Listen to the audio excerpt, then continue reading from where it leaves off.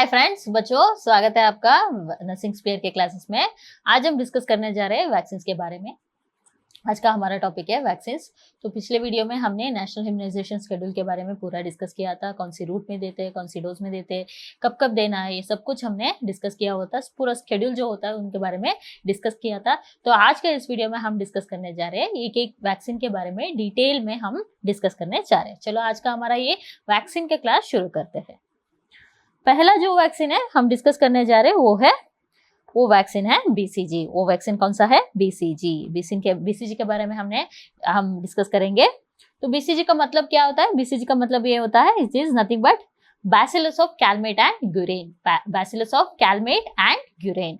तो ये live attenuated vaccine है। हमने देखा था निमोनिक में, हमने एक निमोनिक देखा था। लाइव एटेनेटेड वैक्सीन कौन सा है? Boys love criminal. Boys love criminal, sorry, boys love crime. Boys love crime. So उसमें पहला जो बी आया था उसका वो क्या होता है? It is nothing but BCG. So BCG is a live attenuated vaccine which कौन सी स्ट्रेन होता है? Bovine strain. Bovine strain. तो इसकी वजह से क्या होता है? बीसीजी वैक्सीन देने के बीसीजी क्यों देते हैं? क्यों देते हैं? तो देने के बाद क्या होता है? जब हम ये बीसीजी वैक्सीन एडमिनिस्टर करते हैं उसके बाद क्या होता है? बॉडी में एक कंट्रोल्ड मैनर में टीबी का इन्फेक्शन होता है। टीबी का इन्फेक्शन होता है। Against that infection there will be antibodies produce. There will be antibodies produce. ये जो एंटीबॉडीज है उनको ये क्या करते हैं? हमें इम्यूनिटी देते हैं। ये इम्यूनिटी देते हैं अगेंस्ट टीबी। अगेंस्ट टीबी क्या करते हैं? ये इम्यूनिटी देते हैं। तो क्या करते हैं? BCG vaccine produce a controlled TB, controlled primary TB infection which provides immunity against the TB, which provides immunity against the TB। ये कौन सी फॉर्म में अवेलेबल होता है? It is available as a dried form। It is dry, एक powder, dry powder के form में ये available है। It is available as a lyophilized freeze dry powder। Dry powder में अवेलेबल है। इसको NS के साथ ये जो डाइल्यूटेंट होता है उसको कौन सी होता है? हम नॉर्मल सलाइन यूज करते हैं। नॉर्मल सलाइन यूज करते हैं। नॉर्मल सलाइन के साथ इसको रिकॉन्स्टिट्यूट करते हैं। इसको रिकॉन्स्टिट्यूट करते हैं। जब हम ये रिकॉन्स्टिट्यूट करते हैं, ये रिकॉन्स्टिट्यूट करने के बाद सिर्फ 4 घंटे तक इसको यूज कर सकते हैं। सिर्फ 4 घंटे तक यूज कर सकते हैं। उसके बाद हम ये वैक्सीन यूज नहीं कर सकते। 4 घंटे के बाद अगर हम सेम वायल से अगर हम वैक्सीन लेके देना हो तो हम नहीं करेंगे। क्यों नहीं यूज करना है? सेम वायल हम 4 घंटे के बाद क्यों नहीं रिकॉन्स्टिट्यूट करने के बाद क्यों नहीं कर सकते? क्योंकि अगर 4 घंटे के बाद हम यूज करेंगे तो क्या हो जाएगा? There will be a toxic shock syndrome और सेफेलोकोकल सेप्सिस। ये दोनों हो सकते हैं। बिकॉज ऑफ स्टेफिलोकोकस क्या हो सकता है? There will be sepsis and there can be a toxic shock syndrome. Toxic shock syndrome. तो डोज कितना होता है? डोज होता है हमें पता है 0.05 ml if it is a less than 30 days. अगर बच्चा लेस देन 30 डेज का है तो इट इज 0.05 ml। अगर बच्चा मोर देन 30 डेज का है तो द डोज कितना होता है? 0.1 ml। 0.1 ml कहाँ पे देते हैं? इंट्राडर्मल। रूट कौन सा होता है? इंट्राडर्मल होता है। और कहाँ पे? साइड क्या है? Left upper arm. Left arm पे डेल्टॉइड मसल पे हम ये इंट्राडर्मल इंजेक्शन बच्चे को एडमिनिस्टर करते हैं। कब देते हैं हम ये? At birth. एट बर्थ हम ये बीसीजी एडमिनिस्टर करते हैं। एट बर्थ हम ये बीसीजी एडमिनिस्टर करते हैं। तो क्या होता है?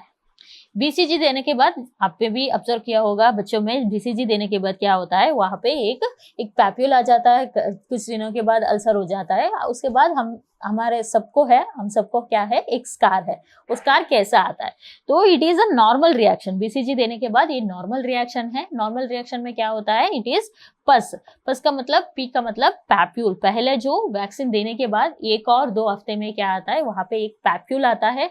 उसके बाद वो अल्सर में कन्वर्ट होता है। वो अल्सर में कन्वर्ट हो जाता है 4 to 5 वीक्स में। उसके बाद वही जगह पे क्या हो जाता है? वहां पे स्कार बनता है। वो जो स्कार बनता है जो हमारा हाथ में है वो स्कार हमेशा के लिए रहेगा। तो स्कार कब बनता है? Usually by 8 to 12 weeks. 8 to 12 weeks क्या होता है? स्कार हो जाता है। तो ये था normal reaction. So what is Koch's phenomena? What is Koch's phenomena? Koch's phenomena का मतलब क्या होता है?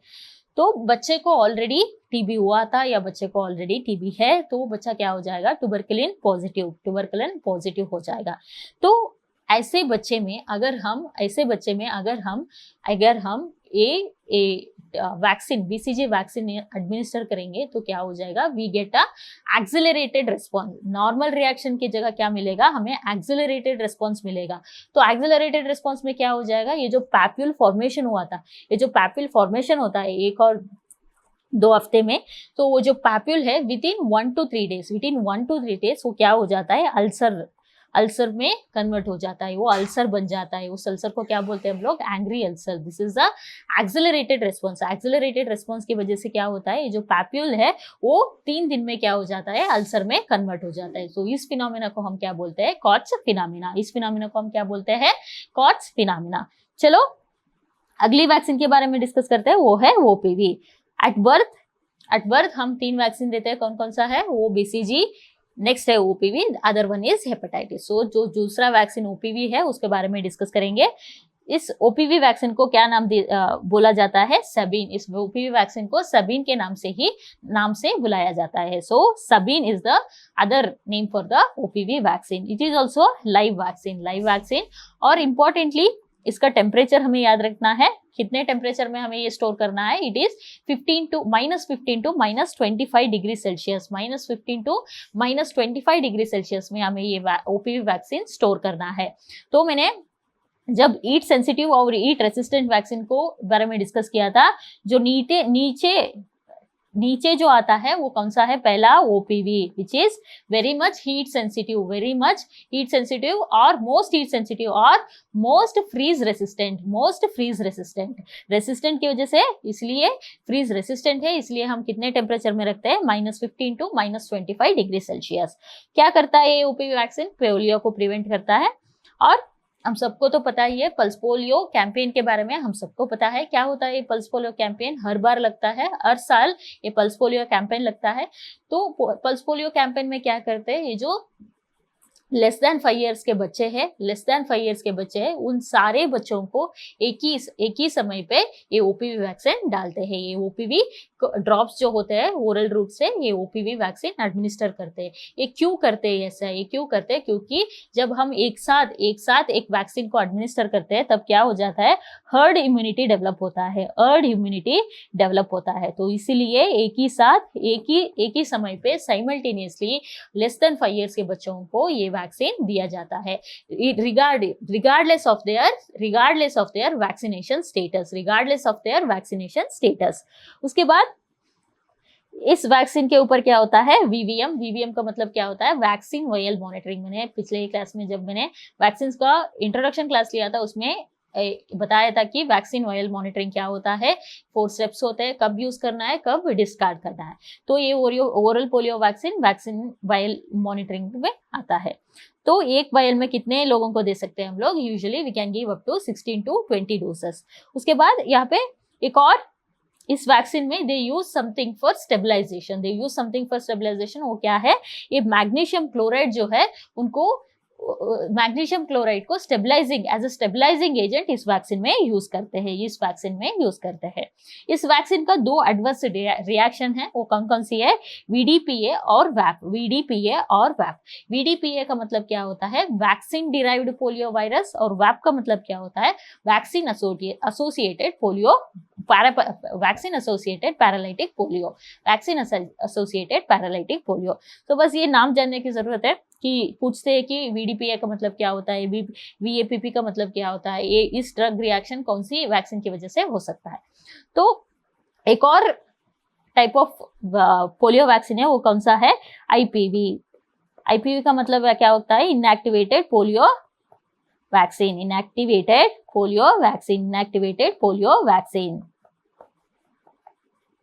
तो इनएक्टिवेटेड पोलियो वैक्सीन में हम NIP में कैसे यूज करते हैं उसको, एज अ FIPV। FIPV का मतलब क्या होता है, fraction of inactivated polio vaccine. सिर्फ एक फ्रैक्शन हम एडमिनिस्टर करते हैं। कितना डोज होता है इसका, 0.1 ml होता है। रूट क्या है, इंट्राडर्मल है। हम कहाँ पे देते हैं, राइट आर्म में हम यूजुअली ये ड्रग एडमिनिस्टर करते हैं। कब करते हैं एडमिनिस्टर ड्रग, इसका 3 डोजेस होता है। तो it is given at 6th week, 10th week पे नहीं मिलता है, again 14th week, again the next dose, third dose is given at 9 to 12 months। So this is about the IPV vaccine. This is about the IPV vaccine. चलो आगे बढ़ते हैं, अगला हमारा वैक्सीन को डिस्कस करते हैं। वो कौन सा है? वो है डीपीटी। डीपीटी का मतलब क्या होता है? डिप्थीरिया, पर्टुसिस और टेटनस। ये जो डीपीटी वैक्सीन है इसको हम कैसे देते हैं? इसको हम पेंटावैलेंट वैक्सीन में देते हैं। पेंटावैलेंट मतलब पेंटा मतलब 5। सो इनमें 5 वैक्सीन होते हैं। कौन कौन सा होता है? पहला तो डीपीटी होता है, उसके साथ हेपेटाइटिस बी और उसके साथ इन्फ्लुएंजा या चिनफ्लुएंजा। इन 5 वैक्सीन को हम एक ही वैक्सीन में देते हैं। उसको क्या बोलते हैं? Pentavalent vaccine. पेंटावैलेंट वैक्सीन हमें पता है लेस देन 1 ईयर है तो हम पेंटावैलेंट के फॉर्म में यूज करते हैं। अगर मोर देन 1 ईयर है तो we use it as a DPT. Pentavalent कब कब देते हैं पता है हमें? Pro vaccine pentavalent usually given at 6th week, 10th week और 14th वीक पे हम देते हैं। उसके बाद डीपीटी जो है उसका 2 बूस्टर्स लगता है। डीपीटी का बूस्टर्स जो लगता है उसका कब लगता है? डीपीटी का बूस्टर, पहला बूस्टर जो है वो कब लगता है? It is usually given eight 16 to 24 months and second booster is given at 5 to 6 years. So this is the dose for the dose कितना होता है? 0.5 ml। कैसे? रूट क्या होता है? इंट्रामस्कुलर। सो इंट्रामस्कुलर कहाँ पे देते हैं? स्पेशली पेंटावैलेंट वैक्सीन जो है कहाँ पे मिलता है? ये usually the left anterolateral part of thigh, left thigh में ये ड्रग को एडमिनिस्टर करते हैं। So I am anterolateral aspect of the thigh, specially left thigh. और ये ऑयल बेस्ड है। जो ऑयल बेस्ड का वैक्सीन होते हैं उनका there will be a pain during administration. और वैक्सीन देने के बाद वहाँ पे लोकल पेन और रेडनेस होता है। वो किस कंपोनेंट की वजह से होता है? वो पर्टुसिस के वजह से हो सकता है। तो कॉन्ट्रा इंडिकेशंस क्या है? डीपीटी वैक्सीन के लिए कॉन्ट्रा इंडिकेशंस क्या है? कॉन्ट्रा इंडिकेशंस में if there is a progressive neurological disease, अगर प्रोग्रेसिव न्यूरोलॉजिकल डिसीज है तो अगर हम ये वैक्सीन नहीं दे सकते हैं। उसके बाद एनकेफेलोपैथी, प्रीवियस डोज दिया था आपने, उस प्रीवियस डोज देने के बाद 7 डेज में ही एनकेफेलोपैथी हो गया तो हम ये ड्रग दोबारा एडमिनिस्टर नहीं कर सकते हैं। तो this are the 2 contraindication. चलो अगला वैक्सीन के बारे में डिस्कस करते हैं। वो कौन सा है? अगला वैक्सीन हमारा जो है वो है मीजल्स भी एक लाइव एटीन्यूएटेड वैक्सीन है। पहला डोज कब देते हैं हम लोग? पहला डोज जो देते हैं वो 9th मंथ पे देते हैं as a MR1 9 to 12 months पे मिलता है। सेकेंड डोज जो है वो 16 to 24 मंथ्स पे MR2 मिलता है। कितना डोज कितना होता है? 0.5 ml। रूट क्या होता है? सबक्यूटेनियस। कहाँ पे देते हैं? अपर आर्म, अपर आर्म में हम ये वैक्सीन एडमिनिस्टर करते हैं। तो दिस वैक्सीन इज अवेलेबल, मीजल की तरह भी अवेलेबल है, MR, MMR इन सारे फॉर्म्स में ये वैक्सीन अवेलेबल है। उसके बाद ये भी एक पाउडर फॉर्म में अवेलेबल है। तो हम क्या करते हैं? इसको मिक्स करते हैं किसके साथ? एक डाइल्यूटेंट के साथ मिक्स करते हैं। वो कौन सी होता है diluent? This is a distil water. BCG पे हमने क्या यूज किया था? हमने यूज किया था नॉर्मल सैलाइन, लेकिन यहाँ पे हम यूज करेंगे distil water. So same thing this अगर वैक्सीन को एक बार रिकॉन्स्टिट्यूट कर लिया उसके बाद 4 to 6 आवर्स होने के बाद सेम एम्पिल को वैक्सीन को यूज नहीं करना होता है। क्योंकि क्या होता है उसकी वजह से स्टेफिलोकोकल, अगर मोर देन 4 आवर्स हम यूज करेंगे तो स्टेफिलोकोकल सेप्सिस या तो टॉक्सिक शॉक सिंड्रोम होने के हो सकता है। इसलिए हम मोर देन 4 to 6 आवर्स नहीं यूज करते हैं। कहाँ पे कॉन्ट्राइंडिकेटेड है? We can not give this in a pregnant woman and even the immunocompromised host. तो लो अगले वैक्सीन के बारे में डिस्कस करते हैं। वो है हमारा हेपेटाइटिस बी वैक्सीन। मैंने क्या बताया था? हेपेटाइटिस बी वैक्सीन कहाँ पे इंक्लूडेड है? हम पेंटावैलेंट एज अ पेंटावैलेंट देते हैं। और एट बर्थ जो BCG एट बर्थ जो 3 वैक्सीन देते हैं, पहला है हमारा BCG, दूसरा है OPV और तीसरा कौन सा है? Hepatitis B. डोज कितना होता है? 0.5 ml। IM रूट में देते हैं। IM रूट कहाँ पे देते हैं? लेफ्ट थाई पे, left anterolateral part of the thigh, mid thigh पे हम ये देते हैं। तो it is a recombinant vaccine. They use something known as aluminium salt as a adjuvant. Dose कितना होता है? 0.5 ml। और अगर एडल्ट्स में हमें देना हो तो वी ये रेकमेंड यूजुअली डबल होता है। अगर एडल्ट्स में देना होता है तो we usually double the dose. Under immunisation programme में कहाँ पे देते हैं हम लोग? Usually given at birth again as a pentavalent we give it at 6th 10th and 14th week, 6th 10th and 14th week. ये था हेपेटाइटिस बी वैक्सीन। चलो अगला वैक्सीन कौन सा है हमारा? H influenza vaccine. सो इन्फ्लुएंजा वैक्सीन भी कहाँ पे इंक्लूडेड है? पेंटावैलेंट वैक्सीन में इंक्लूडेड है। हम कैसे रूट पे देते हैं? यूजुअली IM रूट पे देते हैं 6th 10th और 14th वीक पे, 6th 10th और 14th वीक पे। लेकिन ये जो इन्फ्लुएंजा वैक्सीन है it is available in 2 forms, both killed and live attenuated. So जब मैंने लाइव एटेन्यूएटेड और किल्ड वैक्सीन बता रही थी, मैंने उस पर ये 2 वैक्सीन बताया था, टाइफॉइड और इन्फ्लुएंजा। ये दोनों कैसे अवेलेबल है? It is available in both killed and live attenuated form. It is available in both killed and live attenuated form. ऐसे ही it is available in killed form which we give it as a IM injection. अगर live attenuated है तो it is given as a intranasal spray. चलो अगला vaccine है हमारा pneumococcal vaccine. There are 2 types of pneumococcal vaccine. One है pneumococcal polysaccharide vaccine, दूसरा है न्यूमोकोकल कॉन्जुगेट। इस न्यूमोकोकल कॉन्जुगेट को हम कहाँ पे यूज करते हैं? हमारा नेशनल इम्यूनाइजेशन शेड्यूल जो है उसमें हम यूज करते हैं, हम एज अ PCV यूज करते हैं। तो डोज क्या होता है PCV का? 0.5 ml होता है, IM होता है, और कहाँ पे देते हैं हम लोग? तई पे। This is in the right Thai.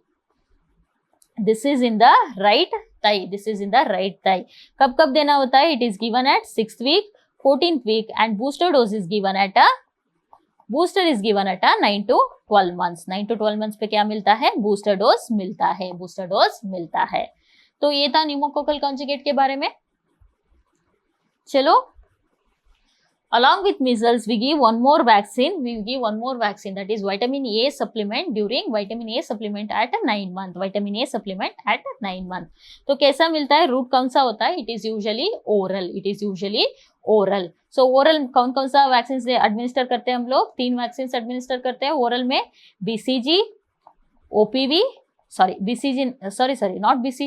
OPV, vitamin A और रोटावायरस वैक्सीन जो होता है उसको हम ओरल एडमिनिस्ट्रेशन करते हैं। तो this are the 3 vaccines which we give in the oral root.